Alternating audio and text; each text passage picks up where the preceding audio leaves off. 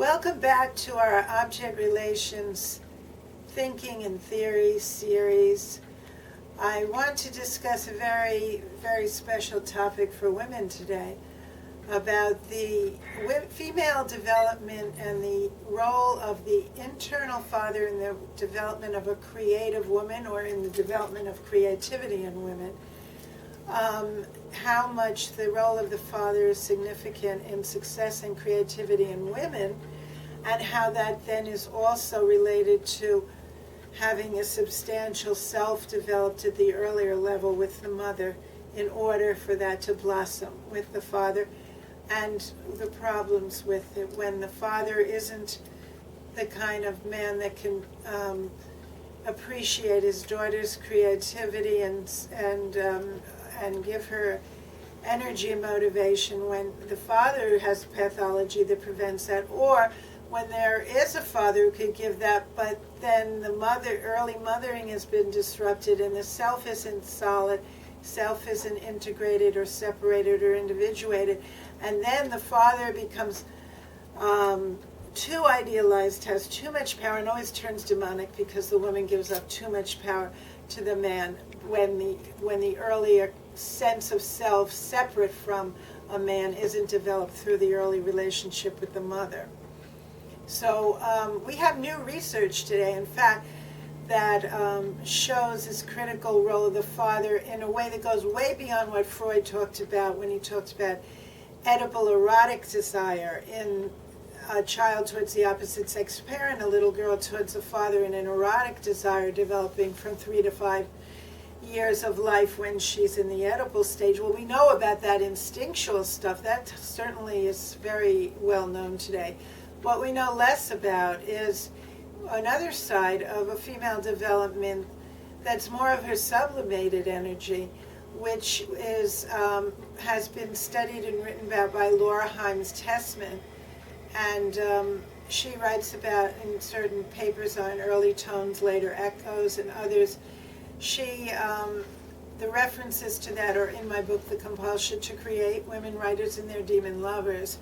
That book, I really go in depth in one particular chapter. The whole book is about women, creative women, and well-known women writers, and the creative process and the mourning process. But in one chapter, I go particularly into female development because there were so many misunderstandings about female development. As we know, Freud said, "What does a woman want?" and didn't have a clue, and actually really steered people in the wrong direction about female development, despite his brilliance in so many matters. So, of course, I wrote 2 books on well-known women artists and writers, The Compulsion to Create and The Creative Mystique, because I wanted to focus particularly on women in the creative area. There have been so much written about male creativity and male artists. And these books came out in 1993 and 1996 with Routledge, The Compulsion to Create, Women Writers and Their Demon Lovers, and then The Creative Mystique, From Red Shoes Frenzy to Love and Creativity. And now today we have new versions republished with new editing, new illustrations, and new chapters in each with ORI Academic Press. So those who buy it today are fortunate to get these beautiful illustrations and lovely editing and a new chapter in each one on Virginia Woolf and The Compulsion to Create, along with the study of Woolf and The Creative Mystique, and another chapter in The Creative Mystique. But in these books, I deal particularly with the female and female development and how early disruptions in mothering are so critical in terms of affecting whether a woman can actually mourn and work on her psychological development in her creative work, or whether she constantly repeats early trauma instead, with diminishing the returns then for all of her creative efforts and the breakdown of relationships in the world that goes with that and sends her into a compulsive form of creativity instead of free creative motivation. So these are all very intricate issues about female development, creative development, and the mourning process of early loss that could renew creativity and love in all of us. And in women, it affects how she actually manifests her creativity in the world, which hadn't been written about before. In fact, in the early, more classical psychoanalytic writings, and I have this in my third chapter in the Compulsion to Create, where I write about female development. It was so misunderstood about female creativity that it was thought actually that because a woman had internal genitals and because she had to be submissive to the mother in the Oedipal stage in order to get along with the rival parent, that she actually wouldn't flourish in her creativity. But this isn't true. But what we find out now is that the father is a major, major factor in this. This was of great interest to me because in my early development, my own father was very much applauding and appreciative and promoting my creativity. My mother, in different ways, gave me creative opportunities. But that sense of being admired and appreciated for my creative efforts I did get from my father. So when I was studying women artists and writers, I was seeing how this all played out with both the mother and father factors. Now, Laura Hines Tessman has shown in her studies, and I have this in that third chapter in the Compulsion to Create too, that when the most critical variable for how successful a woman is, how much she actually manifests her creative self-expression in the world, not just keeping it to herself, that is very much dependent on the role of the father and whether she's allowed to be part of her father's interests, intellectual and creative interests, whether he allows her to be part of that, whether she can both identify, or whether as I was thinking of in the case of myself and others, that getting just the attention and interest in the budding potentials of creativity in the female by the father. So even better, rather than that she should identify with his creativity, that he's really attuned to her unique forms of creative development. So the father's so important, but when the father is either there are problems in many of these women artists and writers when the father was more hostile towards the creative efforts, but and then this had to be, there was a lot of longing for his interest in their writing. But there were also fathers that were very narcissistically interested in the daughter's creativity, and so kind of did give her that energy to create. But also, those fathers may have had too much power in the woman's eyes if he couldn't be less narcissistic and more really attuned to her development. But even more so, if the father was coming in the scene after early problems in primal self-development with the mother in the first 3 years of life, and particularly at the second year of life where separation, individuation takes place and self-integration, critical transitional stage that Winnicott talks about. If at that stage there are disruptions or inadequate or abusive or intrusive mothering that disrupts the bonding with the mother to nurture the self-development of the daughter, then the daughter will get a developmental arrest and have what we call certain aspects of character disorders. But she may be a brilliant intellectual and a brilliant artist. The problem in her manifesting that creativity in the world and also having a freer form of motivation and creativity as opposed to the compulsion to create depends on her getting enough mothering to be able to sustain a creative process in the world with then the father's reflection. When there's an early disruption in the mothering, the girl gets so attached to the father and that she may feel she can only create or produce as if they're babies given to the father, like the Oedipal fantasy of giving babies to the father.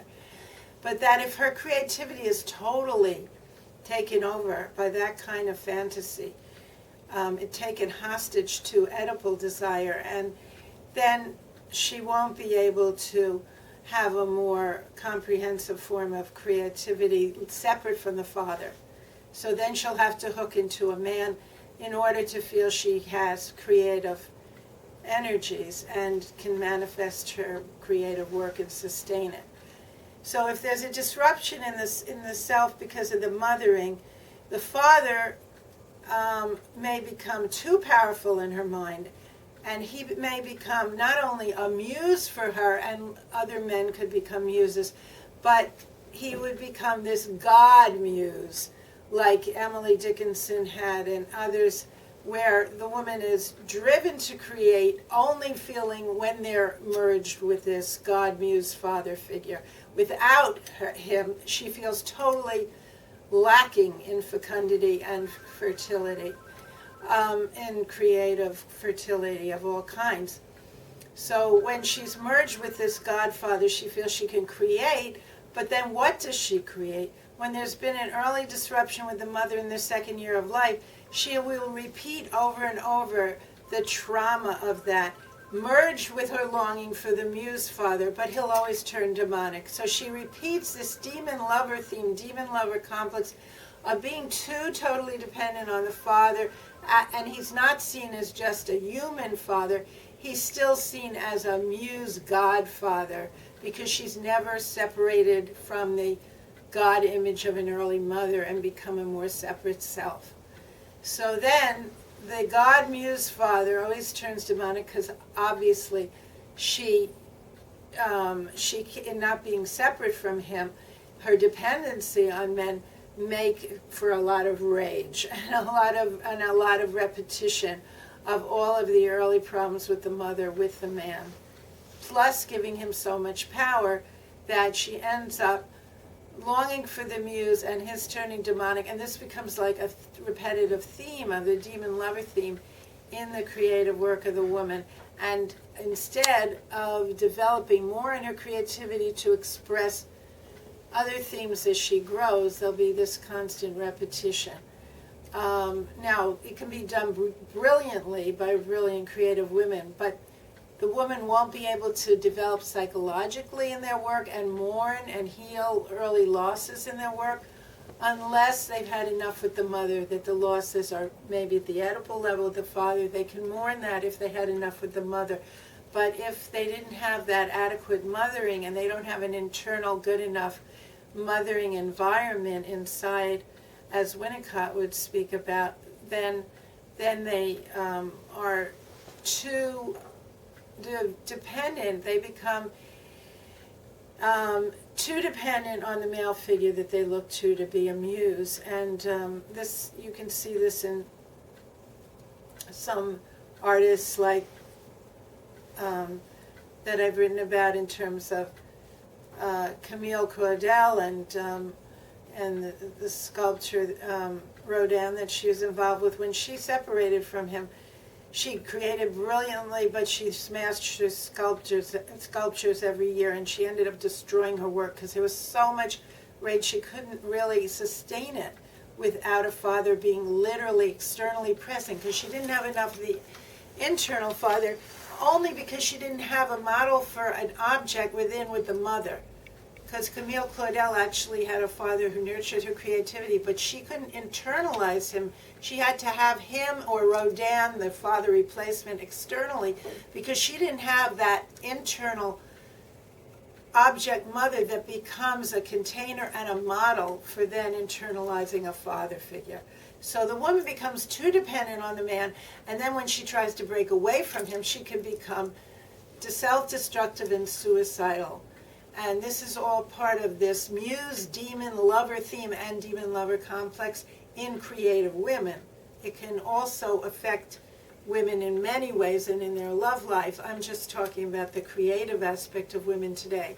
But we do know through research now how important the father is in the development of female success through their creativity in the world. And I really give a big kudo and a lot of credit to Laura Haim-Tessman for her work on that, because after Freud's lack of understanding of female development, researchers like Laura Haim-Tessman, who show through so much investigation that women can actually achieve greatly in the world, but that they also are very much in need of the variable of the father as appreciating their efforts in order to manifest that in the world.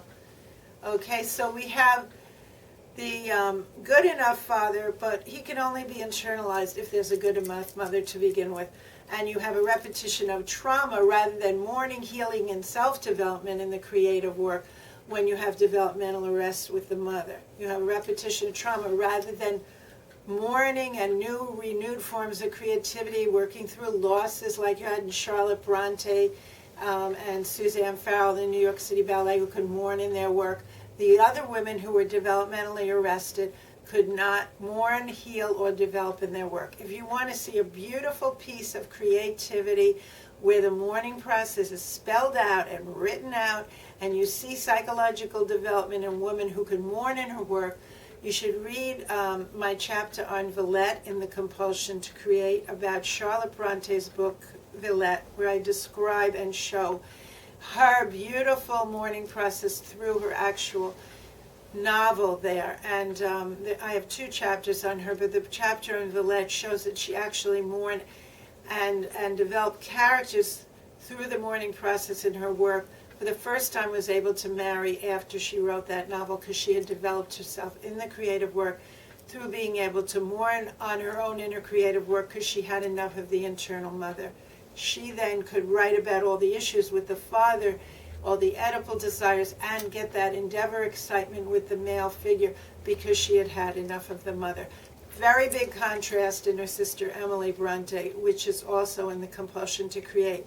And luckily now we have this book now through ORI Academic Press, and I invite you to enjoy those chapters on both Charlotte Bronte and Emily Bronte.